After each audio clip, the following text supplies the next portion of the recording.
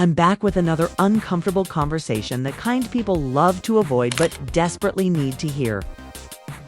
Today's topic isn't just about one celebrity, it's about a pattern, a mindset, a type of man many women have encountered, at least once in their lives, the emotionally unhealed man who excels at wasting time. Recently, rumors started circulating that rapper and actor Common is romantically involved with Jennifer Hudson. And naturally, the internet reacted the way it always does. Excitement, celebration, and plenty of praise. During an interview, Common spoke warmly about reconnecting with his Chicago roots, saying that being with a woman from his hometown allowed him to slow down, feel grounded, and reconnect with his family. He described going home, being surrounded by loved ones, and having space to just be, no work, no distractions. On the surface, it sounded beautiful, healing, mature, even promising. He went on to say that this relationship feels healthy, that he's learned from past mistakes, that he's growing, communicating better, and keeping God first. He spoke about responsibility, self-reflection, and becoming a better partner. And that's where the applause usually starts. But here's where the questions begin. Because when a man in his early 20s says he's learning how to be a better partner, we understand. When a man in his 30s says it, we might still be patient. But when a 52-year-old man with decades of dating experience and a long list of high-profile relationships says he's still figuring it out, we have to pause, not to shame him, not to attack him, but to ask an honest question. At what point does growth turn into a repeated excuse? Common's dating history is well known. Over the years, he's been romantically linked to some of the most accomplished, intelligent, and admired Black women in the world: Taraji P. Henson, Serena Williams, Angela Rye, Erykah Badu, Tiffany Haddish, and now Jennifer Hudson. That is not a coincidence. That is a pattern. And here's where the double standard becomes impossible to ignore. If a Black woman had a public dating history even half as long, the labels would be ruthless. She'd be called reckless, unstable, ran through, or worse. We've seen it happen in real time with women like Lori Harvey. But when a man does it, he's labeled experienced, desired, charismatic. He gets grace. Endless grace.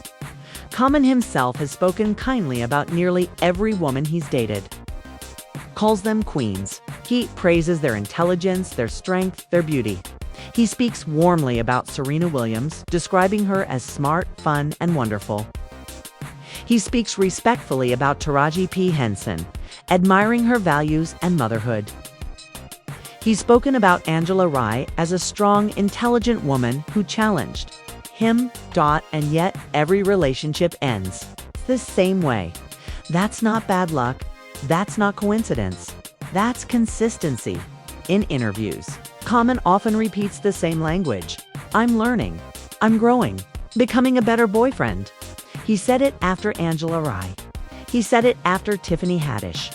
And now he's saying it again. So the question becomes, is he actually seeing these women as individuals? Or are they playing interchangeable roles in the same story? There are men who love the benefits of relationships, companionship, emotional support, admiration, care, intimacy, but have no intention of offering permanence. They enjoy stability without commitment. They take the love, the encouragement, the emotional labor, and then move on once they've outgrown the moment. These men are not always cruel. In fact, many of them are charming, generous, and emotionally articulate. That's what makes them dangerous. They don't come with red flags waving. They come with poetry, promises, and spiritual language. They know how to sound healed. But sounding healed and being healed are not the same thing. Tiffany Haddish once hinted at this exact issue. When asked about Common's dating history and whether he prefers famous women, she said he's drawn to powerful women, but also suggested that he may never truly settle down. She compared him to a bee moving from flower to flower. At first, she tried to keep it light, respectful, politically correct, but disappointment slipped through. Because behind closed doors, the story was different from what he presented. publicly, and that's something many women recognize instantly. Men will take whatever you are willing to offer, even if they don't genuinely value you. If you offer intimacy with no expectations, they'll accept it. If you offer emotional support, encouragement, and loyalty, they'll accept that too. They will take your softness, your patience, your understanding, and once they've absorbed all the growth that relationship provides, they may use that upgraded version of themselves on the next woman. That doesn't make every man evil, but it does make many of them irresponsible. And the most painful part, women are often taught to internalize the failure, to believe that this time it will be different, that this woman just wasn't the one, that maybe she wasn't patient enough, supportive enough, beautiful enough. That lie is dangerous, because when a man has a long history of failed relationships with exceptional women, common denominator is not the women, it's him. Common appears to genuinely enjoy what Black women bring into his life emotionally, culturally, spiritually. But enjoyment is not the same as commitment. And love without commitment can easily become a weapon. You're a queen until you're not. You're cherished until you're replaced. You're the one until the next interview. And that cycle is exactly what women need to recognize early, before years of their lives disappear into someone else's unfinished healing journey. Now that we've set the stage, let's get into the uncomfortable truth. Some men are serial time wasters. They're not villains in the traditional sense. They're not monsters. They're human beings with unresolved issues, ego-driven habits, patterns that repeat themselves often at the expense of women who genuinely care about them. When you study someone like Common, for men like him, a pattern becomes glaringly obvious. He has had relationships with brilliant, powerful, and independent women. Women who are accomplished in their fields, women who know their worth, women who have clear boundaries. Yet, despite having every opportunity to learn, he finds himself in similar relational positions decades later. What does that tell us? It tells us that emotional growth is not automatic. Life experience doesn't automatically translate into maturity. In fact, sometimes experience just sharpens the tools of avoidance and manipulation if self-reflection is shallow or selective. Think about it. If a man has dated 5, 10, 15 exceptional women and still struggles to maintain a healthy, long-term relationship, the problem isn't the partners. The problem is the man, his unresolved issues, his patterns, and his inability or unwillingness to fully integrate lessons from the past. This is what I call this serial time waster effect. The pattern of taking, enjoying, and discarding emotional energy. And it doesn't only happen in celebrity circles. It happens in every city, every office, every friend group. Here's the thing. Serial time wasters aren't always obvious. They often present themselves as thoughtful, introspective, and communicative. They might say all the right things, post the right quotes, and publicly show gratitude for their partners. They may even appear to be growing. But there's a subtle difference between performing growth and embodying growth. Performing growth is like reading the instructions for a recipe without actually cooking the meal. It looks good on paper, but it doesn't nourish anyone. Embodied growth is internal, consistent, and measurable in actions over time, not just words. It is reflected in how a man handles conflict, shows respect, and maintains loyalty, even when no one is watching. Let's break this down further. At a certain age, a person's patterns are usually deeply entrenched. If you've spent decades dating, there should be evidence of lessons learned. And yet, the phrase, "I'm growing and learning," starts to sound less like reflection and more like a justification. It's important to understand what that looks like in real life. He may genuinely recognize past mistakes. He may even feel regret for the ways he hurt people. But unless he actively changes his behavior and patterns, the cycle repeats. Women must understand words alone do not create growth. Actions, consistency, and accountability do. Many serial time wasters genuinely enjoy the love, affection, and emotional labor their partners offer. But here's the dangerous part. they might not be willing to reciprocate fully. They take the emotional investment, apply it to their own growth or satisfaction, and then move on when the relationship no longer serves their immediate needs. This is why you see statements like, "I just love powerful women." On the surface, that seems flattering. But dig deeper. Do they love you as a whole, fully realized human being? Or do they love the benefits you provide? There's a difference between admiration and dependence. Admiration respects your autonomy. Dependence uses it as fuel. Serial time wasters often blur that line. Tiffany Haddish once described Common as a bee moving from flower to flower. That metaphor might feel cute or poetic at first, but it's a critical insight. Think about bees. They pollinate briefly, take what they need, and move on. They don't settle. They don't nurture a single flower until it's fully grown. Move in search of novelty, sustenance, or opportunity applied to relationships. This pattern is emotionally exhausting for partners. Women invest care, energy, and vulnerability only to find themselves replaced by the next flower in line. Let's be real. If a Black woman had a dating history anywhere close to Common's, society would be merciless. She'd be labeled as ran through, unstable, or undesirable. Every new relationship would be scrutinized. Every misstep amplified. But for men like Common, the narrative is completely different. They are lauded for experience, charisma, and charm. The public narrative rewards them, giving them a pass for mistakes or patterns that, if reversed, would destroy a woman's reputation.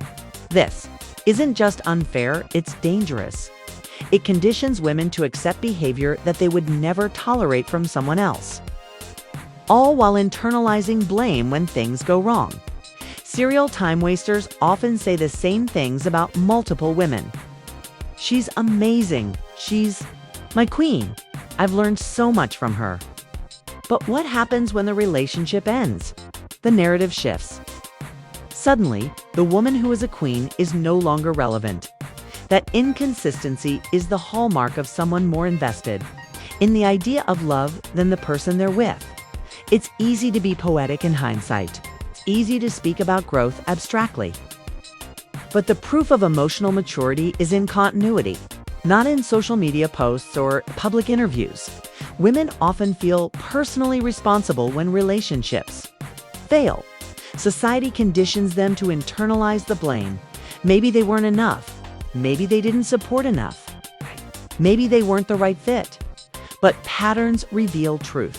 A man's history shows repeated relational instability, especially with women who are self-assured, accomplished, and emotionally intelligent. The issue lies with him, not with the women. Understanding this truth is empowering. It allows women to set boundaries, recognize red flags early, and protect their emotional energy. It allows women to stop blaming themselves for systemic patterns that are beyond their control. By now, it should be clear. We're not talking about casual dating mistakes or innocent miscommunications. We're talking about a pattern that repeats across decades, a behavioral loop that emotionally exhausts women, while often leaving men untouched. Some men, intentionally or not, weaponize love. They take the emotional labor, loyalty, care, and support offered by their partners, and they use it to feel better, to grow themselves, and to elevate their status without ever fully committing to the person giving it. Let's be specific. Weaponized love often looks like this: over-the-top admiration, calling you queen, everything, the love of my life. This makes you feel seen and validated, but it doesn't always translate into action or permanence.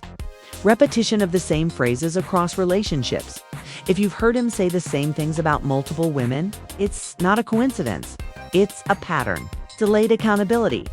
He promises he's growing, learning, changing.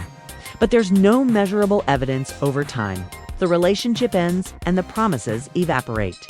Charm as a shield, charisma, wit, and eloquence can make women feel special, even as the man avoids real emotional responsibility. This isn't a theoretical concept. It's been observed in countless public relationships. especially with high-profile men who have a long list of former partners. And make no mistake, it happens outside celebrity circles too. The emotional mechanics are the same. It's easy to feel responsible for someone else's emotional growth, especially when that person seems self-aware, spiritual, and introspective. Some women feel that their love can heal him, that their patience, loyalty, and emotional labor will unlock a better version of him. But here's the hard truth. Love alone cannot repair a deeply ingrained pattern. You can love a man as much as you want, but if his emotional issues are rooted in decades of avoidance, ego, or unresolved trauma, he will not automatically become the partner you hope for. And the consequences of ignoring this truth are severe. Women end up feeling drained and emotionally depleted, questioning their own worth, experiencing repeated heartbreak with the same type of man. The lesson here is not to stop loving, it's to love wisely, with awareness and boundaries. Here's another layer: the public persona. Many men, especially celebrities, cultivate an image of being enlightened, thoughtful, and evolved. Interviews highlight their spiritual insights, emotional growth, and appreciation for women. But the private reality often differs. Common, for instance, talks publicly about keeping God first, prioritizing communication, and learning from past mistakes.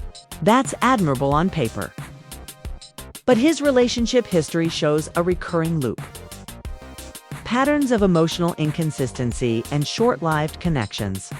The question becomes, is he performing growth to maintain a public image, or is he actually embodying it in private life? Performative growth is easy to spot once you look at the broader context. A long list of former partners who all experienced similar emotional outcomes. Public declarations that mirror each other across relationships. Repeated promises that failed to materialize into stable, lasting connections. This isn't about shaming a man for past relationships. It's about recognizing that repeated patterns often indicate deeper, unresolved personal issues that no partner can fix. Here's the trap. Women see the charm, the public declarations of love, the admiration, and they invest emotionally, thinking this time will be different. But if a man has consistently failed to maintain a healthy relationship with multiple partners, the odds are high that the outcome will repeat. It's the public accolades, the compliments, and the spiritual talk can all mask a lack of true emotional availability. This is where awareness is crucial. Women must evaluate. Does his behavior match his words? Has he demonstrated consistency over time? Are his patterns repeated across multiple relationships? If the answer to these questions is no, then it's likely that emotional labor will be absorbed, appreciated, and then redirected elsewhere, leaving you depleted. This discussion is particularly critical for Black women. Historically, society has placed a disproportionate burden of responsibility on us in romantic relationships. Women like Taraji P. Henson, Serena Williams, Angela Rye, and Tiffany Haddish have been unfairly scrutinized for simply being involved with men like Common. Imagine a Black woman with the same dating history as Common. She'd face harsh criticism, ridicule, and judgment. Society would question her morality, character, and worth. Yet for men, charisma and fame create a shield.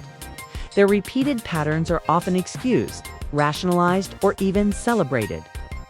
Recognizing this double standard is key to protecting your emotional energy.